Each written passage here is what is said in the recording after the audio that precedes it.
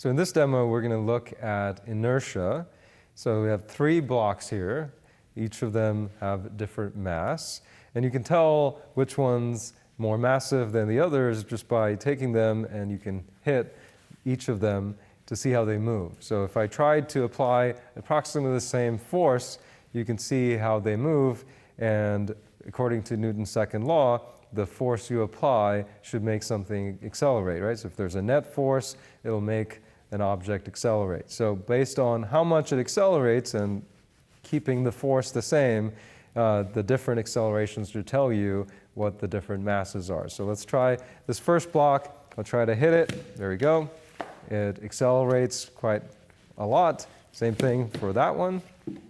Accelerates a lot. So I'll try to maintain the same amount of force. And you can see this one doesn't accelerate at all or even very little. So this one's clearly very massive. That's because when you try to apply a force, you can see it doesn't want to accelerate very easily. So it's got a lot of mass. So that's inertia.